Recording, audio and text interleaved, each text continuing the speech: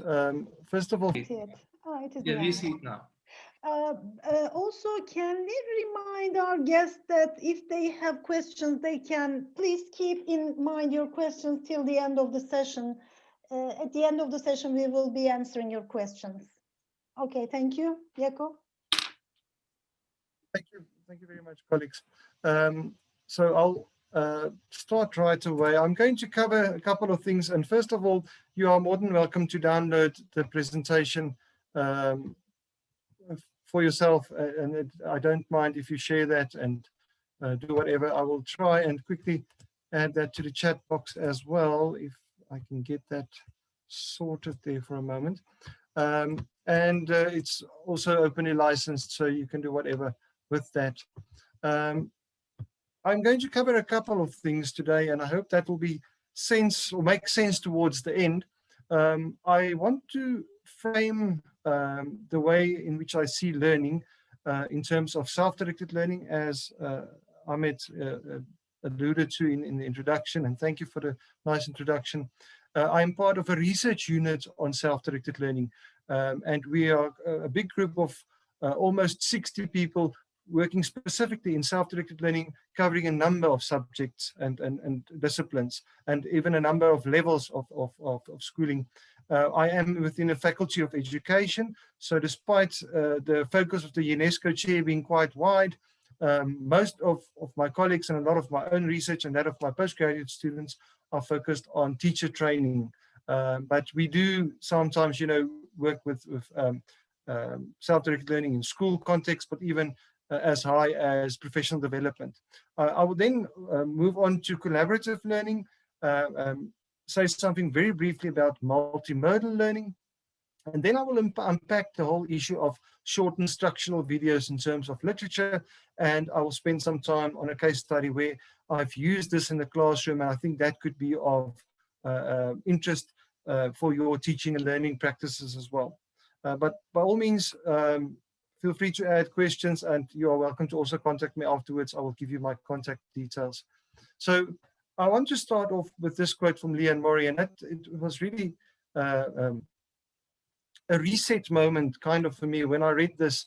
I encountered this last year while writing a chapter for one of our faculty's books, that according to Leon Mori, many students have mastered how to be taught, but rarely learned how to learn.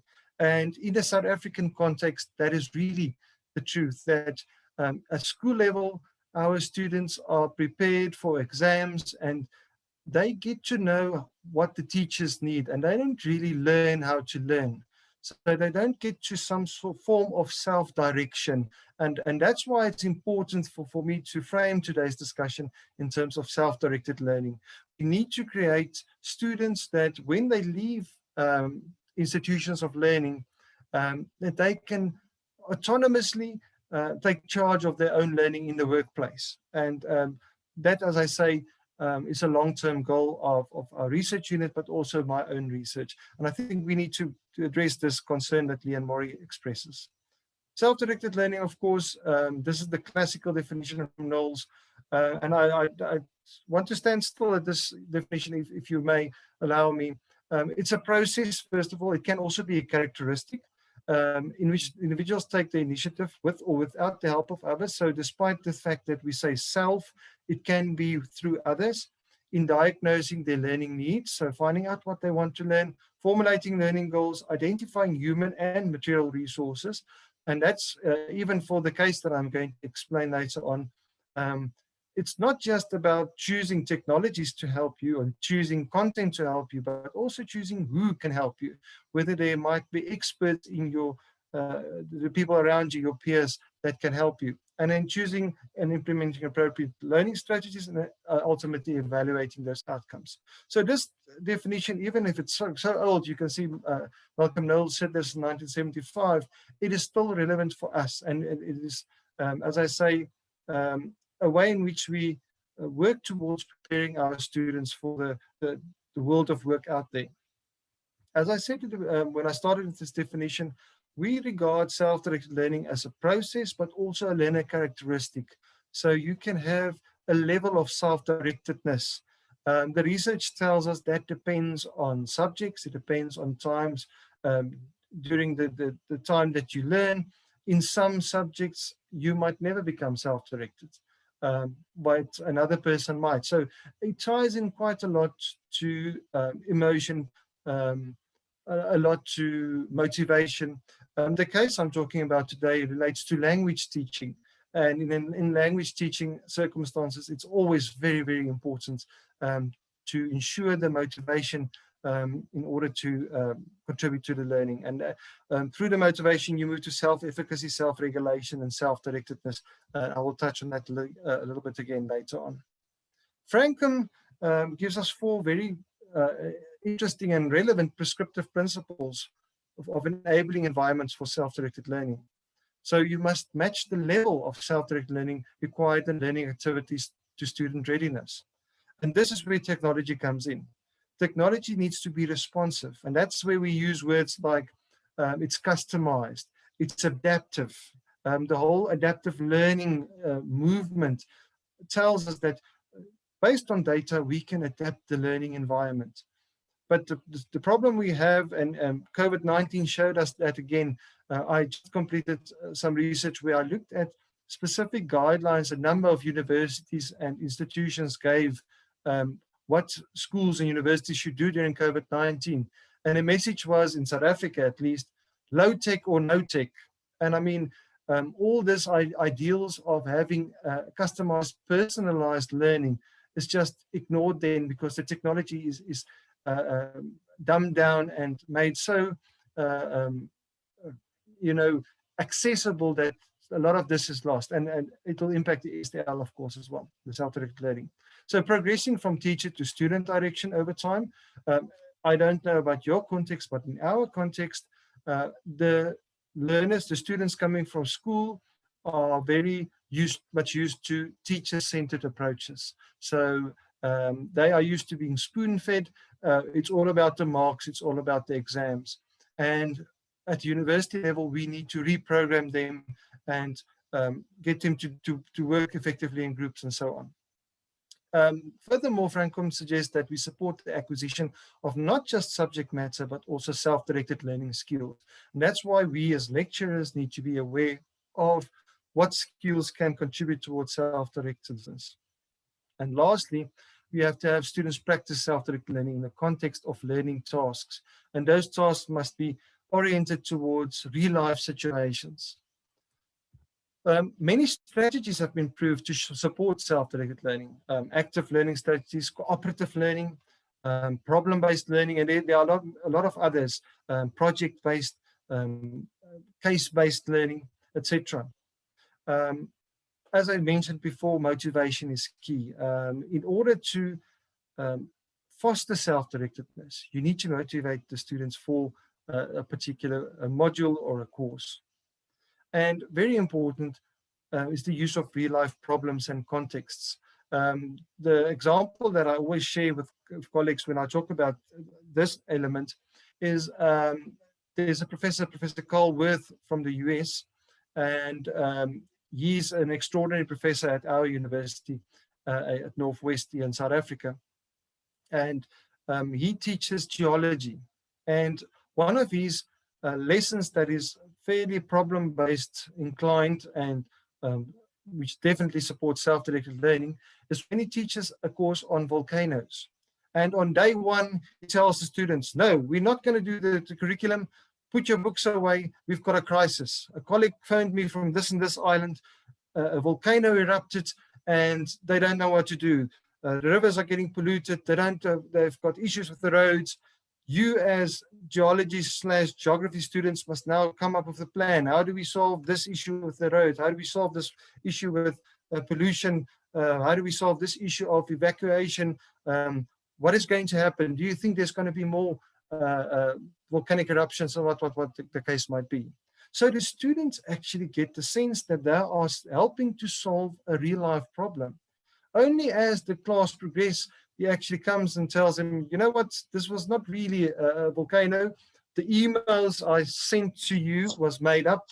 And the students get to know some sort of a real life context, And that acts as an impetus for them to do the learning. And that's the kind of thing that we need to replicate in our classes as well.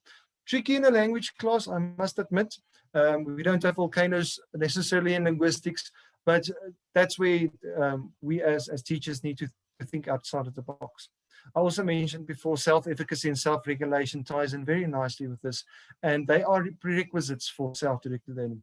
You need to have a sense that I can do this, I can learn this, I can talk in this, especially if it's a second or a foreign language, I can talk in that language. In South Africa, as I mentioned just before we started with this, we've got a very unique situation when it comes to languages. We are a very multilingual country.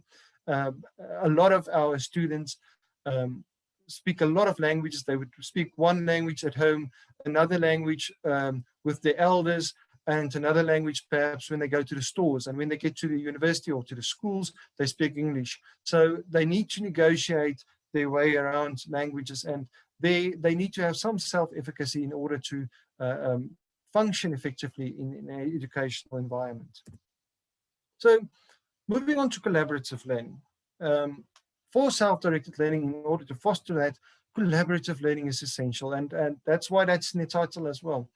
I think getting students to work together, to learn from each other, is a sensible approach, and the literature supports it. I mean, the whole idea of social constructivism is so old already, and we all know about it, but how do we make it practical? And when we move to a distance education context, it gets even trickier. And I will tell you a little bit about our distance education context in a moment.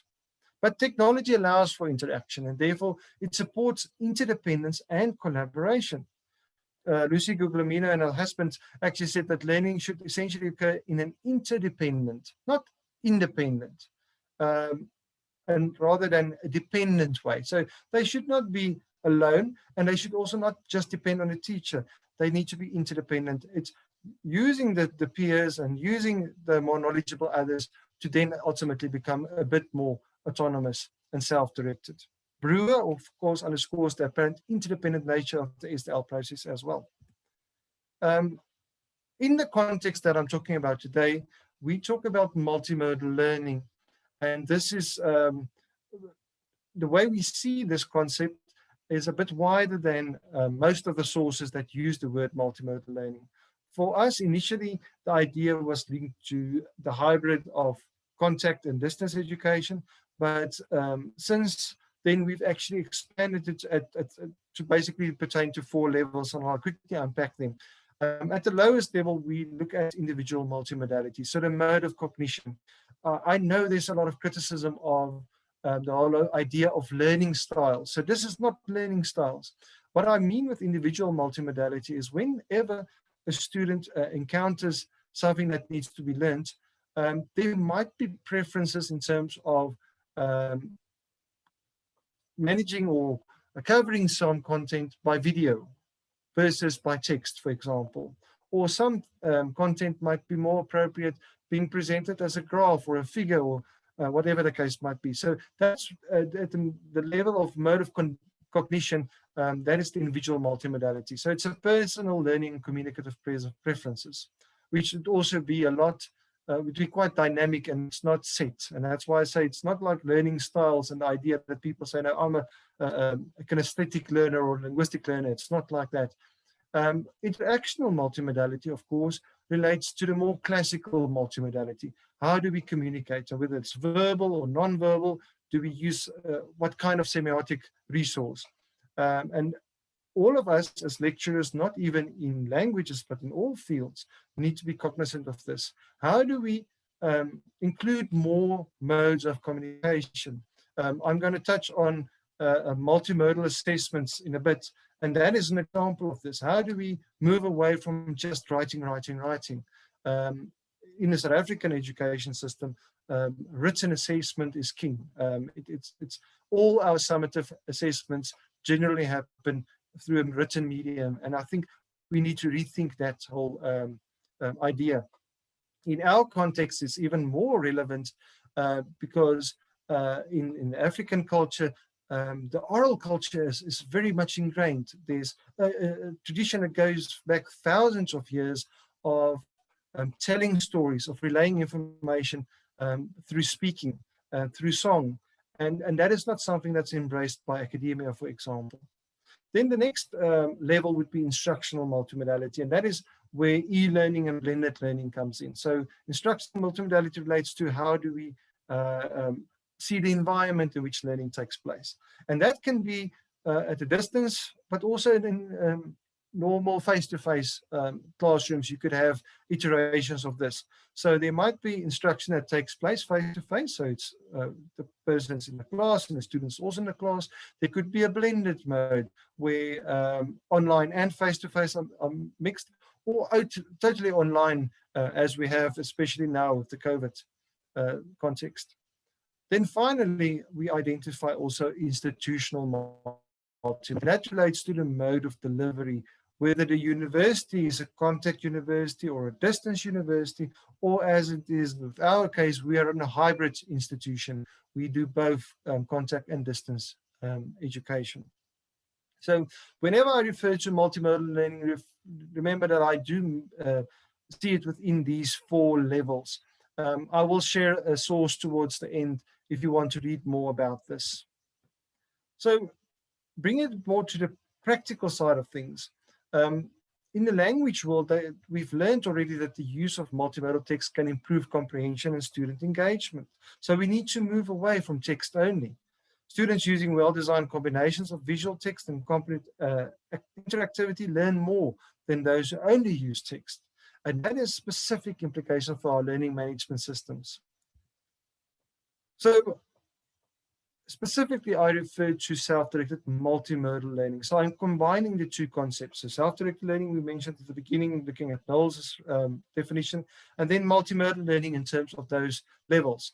And self-directed multimodal learning is a pedagogical approach which aims to foster self-directedness. And then there's a couple of things we look at: individual student preferences, communication for learning by means of different modalities, as well as the blending of learning, teaching, and delivery processes by means of different modalities.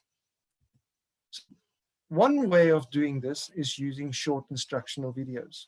Why I am propagating short instructional videos today as an example of collaborative learning and assessment is that this is a way in which students can take charge of their learning, where students can take charge of content. We're in a time where students need to be critical of content that is handled in the classroom. If you look at what is happening around fake news in the world, if you look at how we view science, science is never just something that's very static. There are some exceptions in certain areas where there's very little changes taking place, but generally most of what we are doing within the university context is very dynamic, and we want to build up students who have got those critical mindsets and who would ultimately become responsible citizens that are critical of information that they see. So one way of doing it, as I said, is student-created short instructional videos. Now, these instructional artifacts, such as videos, allow students to collaborate and create material for reuse. So when we talk about reuse, the whole discussion around licensing comes into play. And I will touch very briefly on that, but that is something that we as lecturers need to support our students to understand what copyright implies and what open licensing means in terms of being able to adapt and revise published sources. This fits in nicely with the view of Holmes and Gardner and Holmes and others regarding communal constructivism. They've written wonderful works on this. They're a bit old at this stage. I mean, they wrote it in the beginning of the 2000s. But please do, if you've got the time, take a look at communal constructivism. I think there's a lot to be said and a lot that can be done in that regard, where it's social constructivism, but with the added social responsibility linked to it. So I'm a big proponent for communal constructivism, and I've been moaning about it for almost 10 years as well. So by all means, do look at that. From the literature on short videos and even micro videos, and I'll explain the difference in a moment, they've been used successfully in different formal and informal instructional settings. Now, what I'm going to share about the case study where we've used short instructional videos, we did not do any experimental research to say, yes, this cohort of students improved so much. That's been done already. We know that students who use videos, number one, and especially who create videos for learning, do have success in acquiring the content, and there's even suggestions of deep learning rather taking place because they are engaging with the content. It's not something that's in with the one ear and out the other one. It's not rote learning. It's engaging with the content, paraphrasing, rephrasing it, and presenting it in another medium. And that whole action is very powerful. So I mentioned these two types of videos. Micro videos are usually short introductory videos placed on platforms such as YouTube, usually 30 seconds or less. Whilst short instructional videos are less than 5 minutes on a specific topic.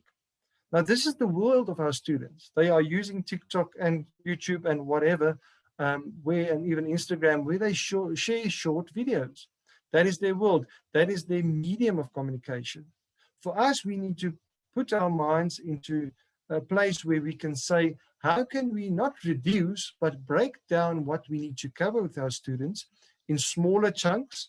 And this relates a lot to the micro-learning discussion, which I cannot really unpack in this discussion, but do look at micro-learning as well, where there could be micro-learning chunks or objects, typically linked to outcomes. It could be like definitions, as I've used in my research as well, where they can cover short bits of information.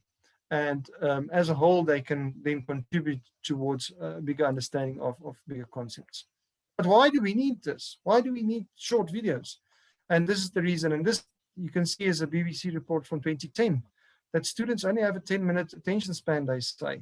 I can recall not long ago, we were instructed by the university to every 20 minutes do something else.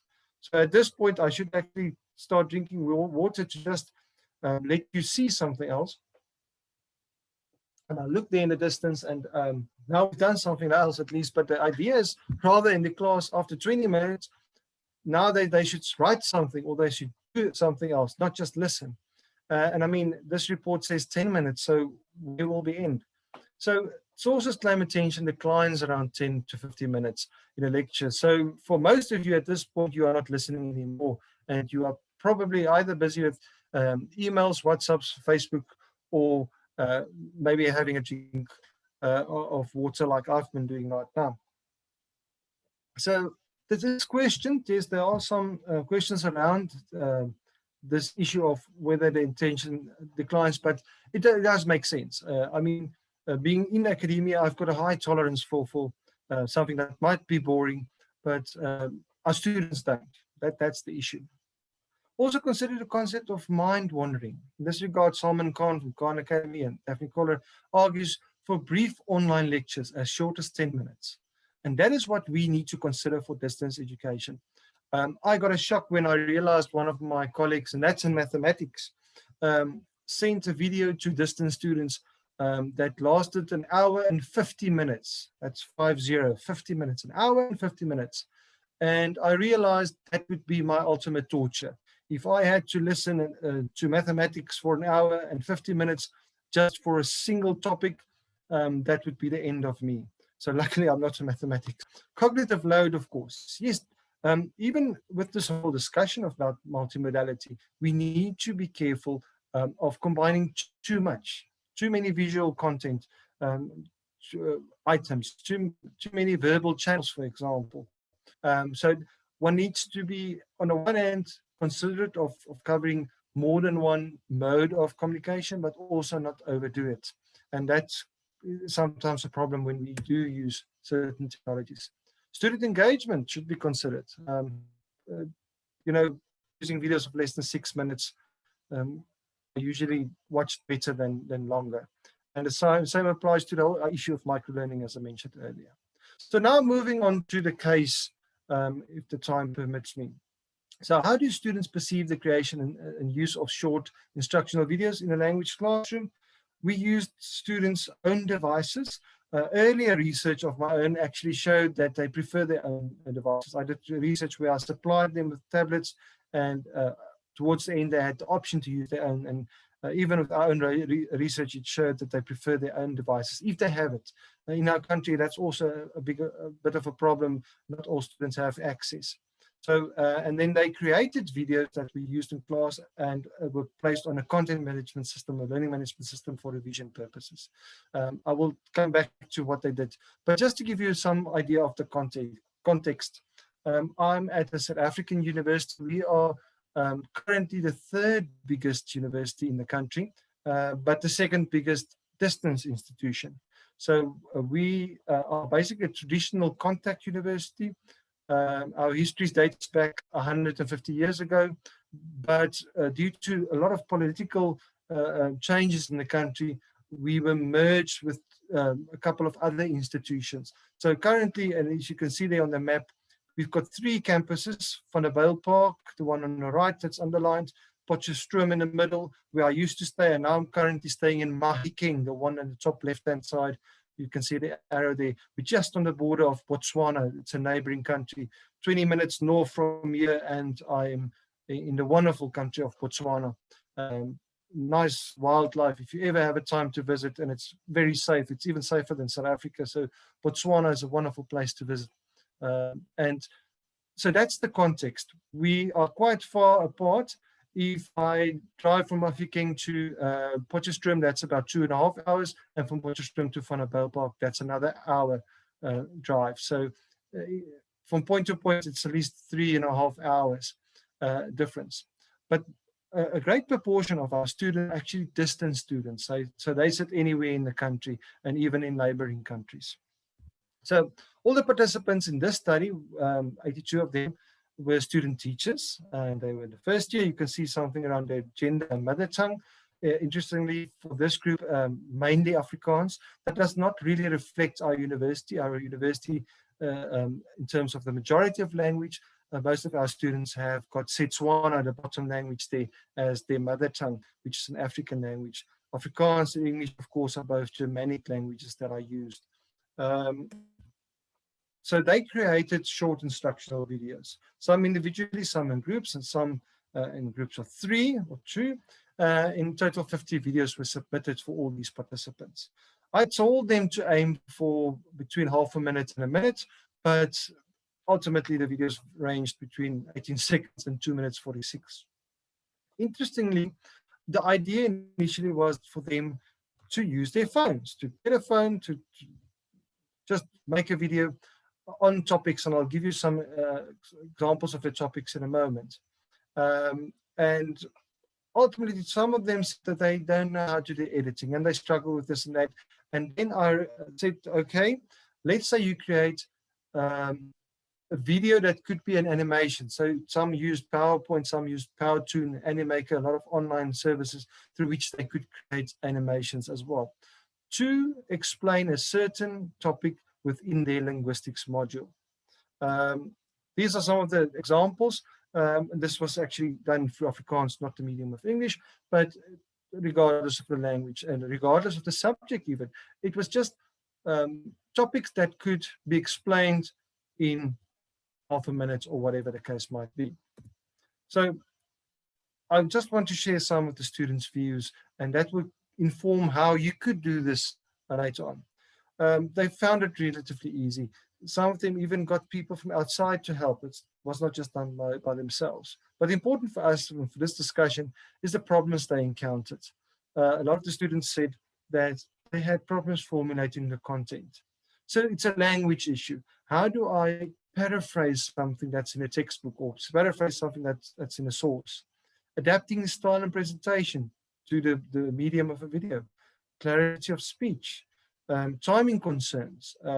It was a challenge for them to reduce it to a short video. And of course, computer literacy is an essential issue for us. It's one thing they do know how to use Facebook quite well, but they don't know how to use PowerPoint even, how to use Microsoft Word and do the storyboarding to create the videos. And when it comes to video editing, it's even more of an issue. So interactional, the students encountered a lot of problems working well within groups. They were not used to working in groups. They were first years, of course, so that's also part of the issue, I would think. But also, this implies that we need to support them acting in groups. The interface, saving the video, uploading, downloading, or sharing the video was a problem. A problem is in adding spoken content. It was easy for them to create an animation, but then they had to use other software to add spoken, voice track. Problems adding other sounds, problems adding graphical elements, and software issues in general. Then externally, there was some issues regarding physical restrictions in terms of filming locations. Some of our students live in hostels, and there's limited places where you can go do this, and equipment issues, of course, as well. There are some of the responses here that you can read afterwards. I'm just going to skip over them. The parts in blue, almost, that's in Afrikaans, and the parts in black, that's the translation in English. But what advantages did I see in using short instructional videos? These visual elements, according to the students, enriches learning, and they saw the affordances for them as teachers one day in using such videos. So kept attention, the ease of use. Once the video is there, you can use it to revise. They said, the students now, they think that for learners, for school learners, it would be very interesting because it's something else than just textbooks. The whole enjoyment factor, and it's different from traditional activities. And very important with my micro-learning lens on is the digestible chunks of information. So it's not 20 pages in the textbook that needs to be covered. It might be 20 or 40 little videos, and you go through the videos that you really want to go through. If you know what the definition is of this thing, you don't need to go through that video. So there's some sense of customizability. So that's the advantages. And what aspects did the students enjoy? The creativity, the novelty, the achievement. There is something very powerful in students realizing that their assignment is not disposable. The assessment is not disposable. It's not the student and just the lecturer reading or seeing it and then it's thrown away. There's some renewability. And I love the idea that David Wiley and some of his colleagues have proposed renewable assessments, that assessments can in themselves become learning resources to be used in future. So novelty, achievement, searching for information and resources, that's something the students also enjoyed. Planning, collaborating, and recording, that was also something they liked. Lessons learned, and that's on my side as well. I learned that it's important for students to collaborate. It's essential for them to get the skills, but also for them to be supported in that process. More about the content is necessary. We need to introduce the content sufficiently, being able to change opinions about a subject, patience with the task, learning about different modalities, the importance of summarizing, but also paraphrasing, rewriting something in your own words. And it's got certain language implications there as well. Learning IT skills. Quite often, the language class could be the avenue towards learning other IT skills that could use in other instances and could open up other job opportunities. The whole movement of the digital humanities shows this to us, that the way forward is going to be a lot more collaborative, a lot more interdisciplinary, and a lot more drawing on technologies and places we would not typically work and draw from. Also, improving pedagogical skills was one of the lessons we learned through this process. Some additional benefits. Facilitating cooperation between students is essential. As a lecturer, you need to facilitate cooperation. You cannot just leave them to their own devices. Being able to reduce the description or explanation of a concept to an effective, concise summary is very important. Exposure to different technologies. We need to expose them not just to the learning management system we use at the university, but also other platforms that can be used. For student teachers, that's even more important. The creation of video-based sources can be reused in terms of content and instruction of video creation, so that reuse comes in again. What do I recommend? And I hope this is the takeaway for you this evening. Student teachers and students in general need more exposure to online resources. And you need to scaffold that in showing them how to judge the quality, the reliability of these sources.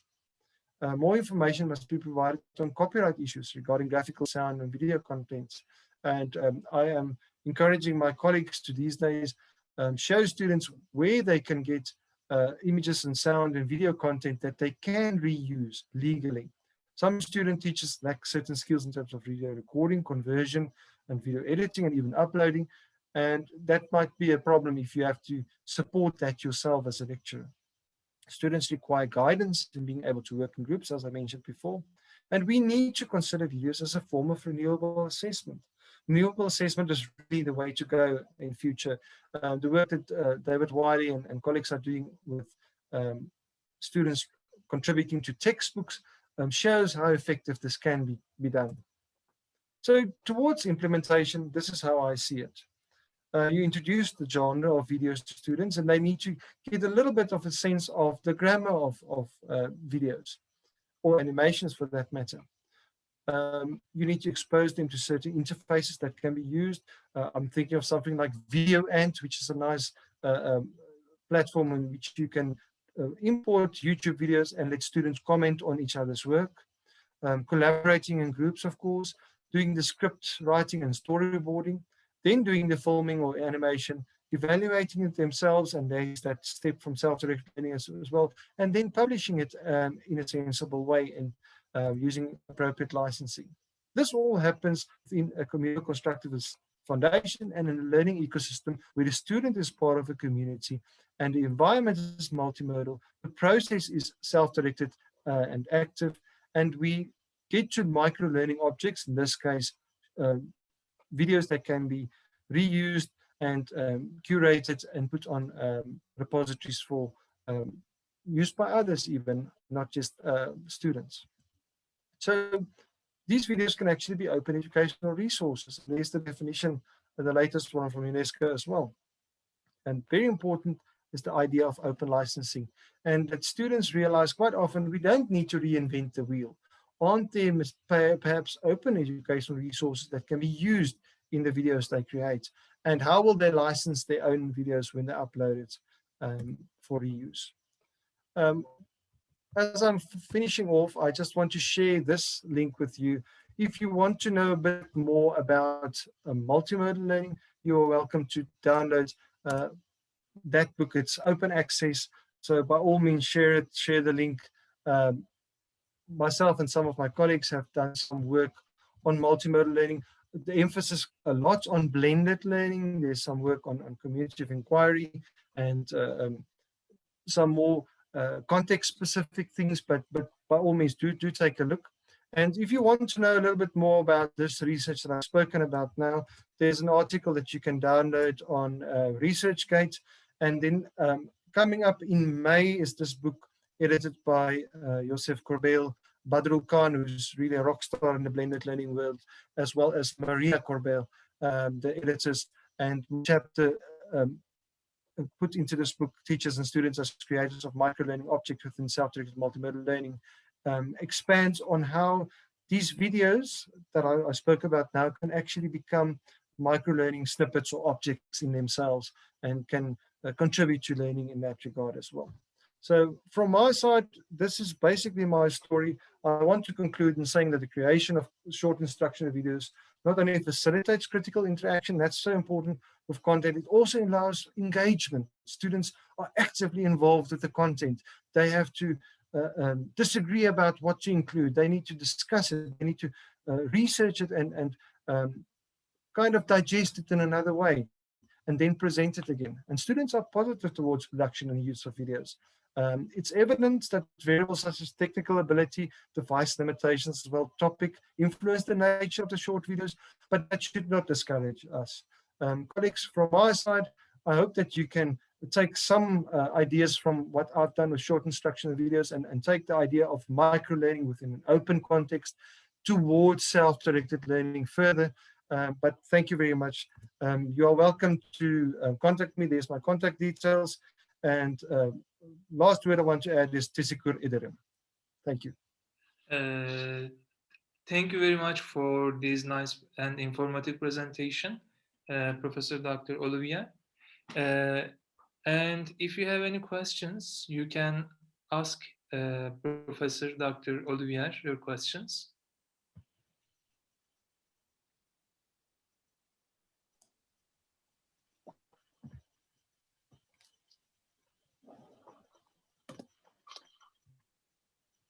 Rather than a question, I'd like to have a comment, if you permit. When I watched it, that reminded me one project with my students. It was a speaking class in the ELT department, and I assigned my students to go to villages near to Denizli city center, and then they videotyped rural life, and they had some kind of negotiations with the villagers, and then they prepared a project to introduce the village and village life. And in English, they have made some presentations. So as Olivier said, they need some kind of guidance, especially how to take good films, how to record sounds and record appropriately. And then they needed editing, so I tried to help them.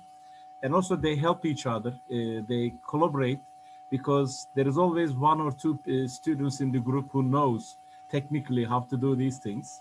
And also we got some help from the computer department. So at the end, they had wonderful films about each village, and they were about 40 or 45 students. So in group of 4 or 3, they came up with wonderful ideas, and they created their own material to talk about various villages. Of course, their level of English was B2, or some of them were C1. The topic was just interesting for them, so that it was an opportunity to use their language for a certain purpose. So I just, gave some feedback, and here the role of the teacher is really important as a facilitator, and then encourage them, especially to create interesting context rather than or content rather than just factual information. And what I realized was that they usually give some factual information about the villagers, about the rural life, about what they have seen in the nature. And I said, just factual information is not enough. You should also add some emotions, your opinions, or opinions of the villagers or the local people. So after editing all these things, that came up very interesting presentation. So it's very important that the teacher is involved with the learners and collaborates and cooperate, and then also ready to give feedback through email, or sometimes through WhatsApp messages, or face-to-face communication. But now it's not possible during COVID situation. But at that time, we had also meeting once a week in our course time. So it created a lot of anxiety, and not anxiety, but a lot of enthusiasm among students, that they use English not only for classroom purposes, but they use English for the real life purposes. Thank you very much. Thank you, Hocam, for this comment, for your comment. Thank You're you. welcome. I have a question to Dr. Olivier.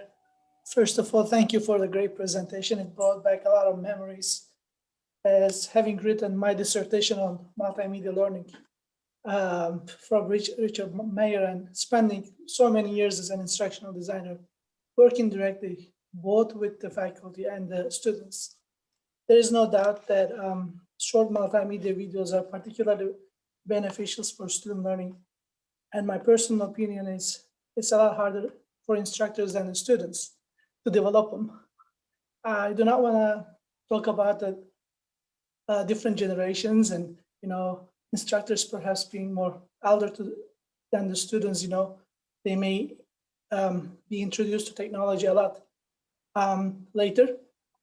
But I think one challenge I had when I was working one-on-one with instructors was this idea of unnecessary relief and underestimation of what it may take to create shorter videos. I think sometimes the challenge is for the instructors is that they associate the complexity or the difficulty of what it's going to take to create an instructional video is with its length.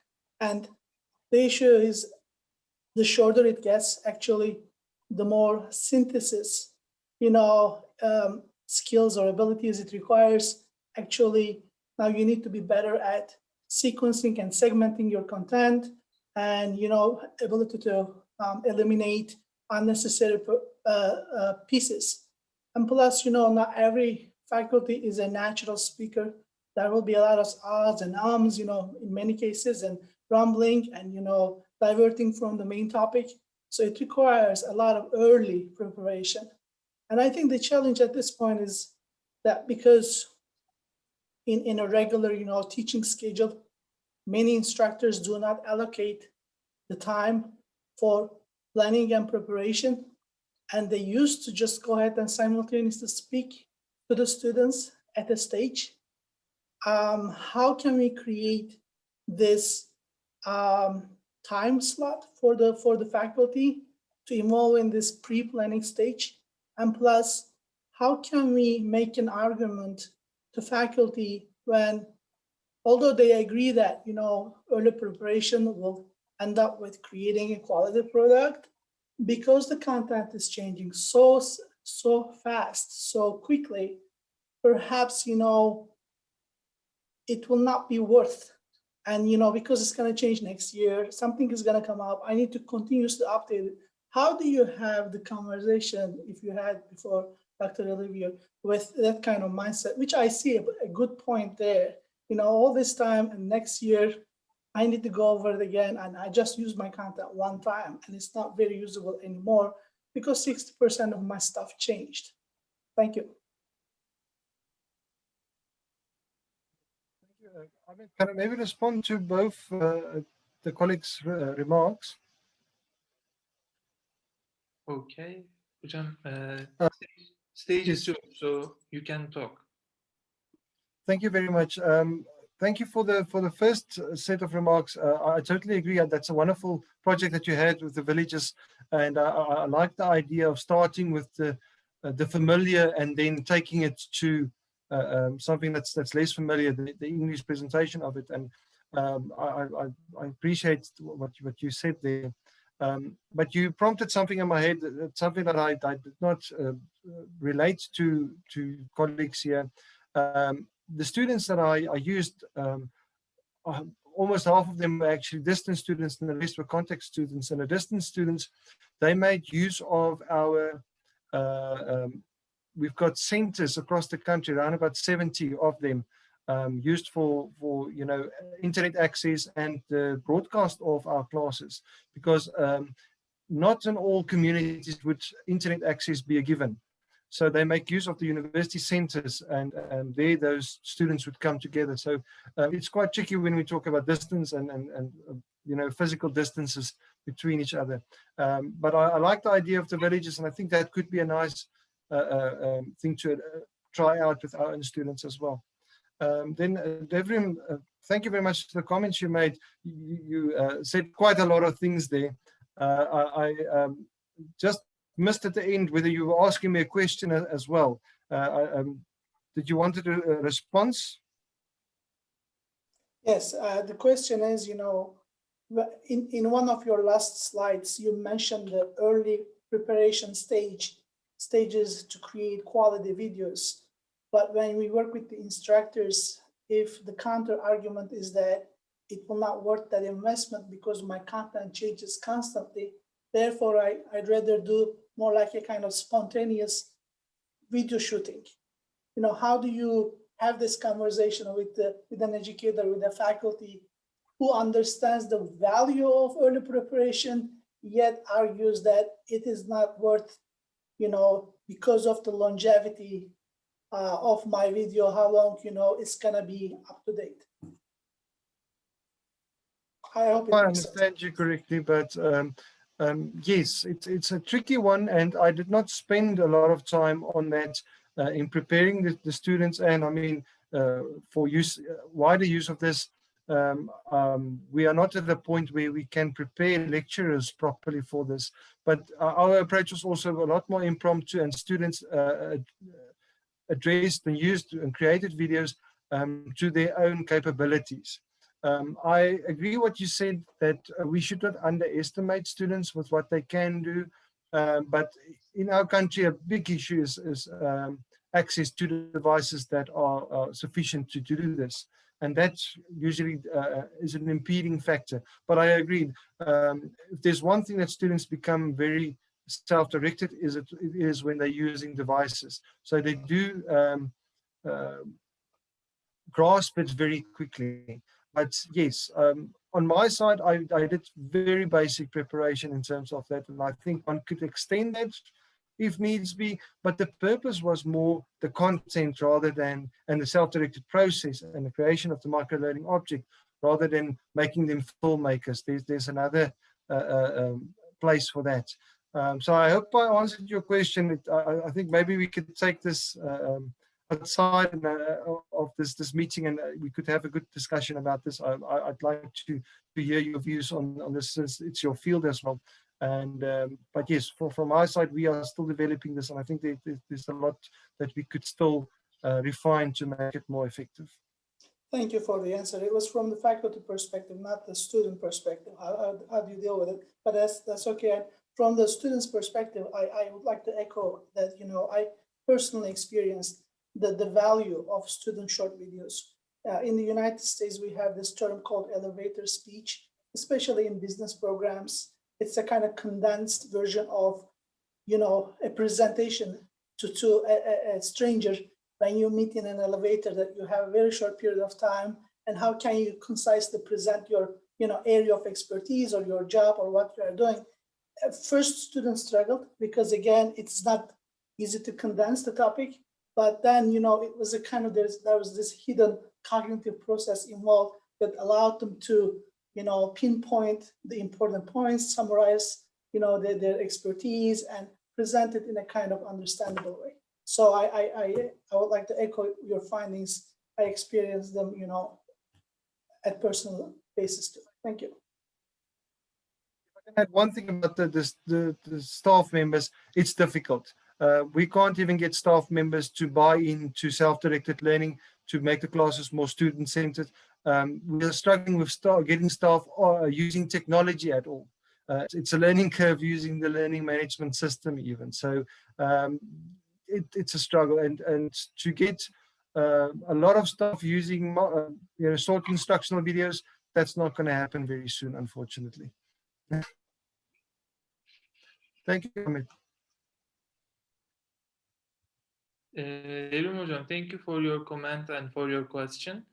If you want to make any more comments or ask questions, you can still ask and make your comments.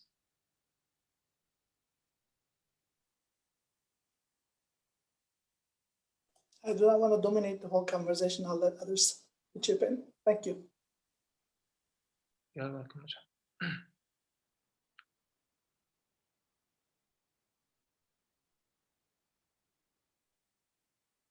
It seems that nobody is going to make any more comments or ask questions. So this is the end of our webinar. Thank you very much for your participation. And again, thank you very much, Professor Dr. JAK Olivier, for this nice and informative webinar. We hope to see you in our next webinars, and we wish you a good night and happy day. I also would like to thank Dr. Jaco. Thanks for being with us. Thanks for this impressive presentation. We would be happy to welcome you again at another webinar. Thank you very much. It's nice to see you all. For the invitation. Okay. Thank you, colleagues. Thank you. Bye-bye to all our guests. Thank you. Bye-bye. Bye-bye.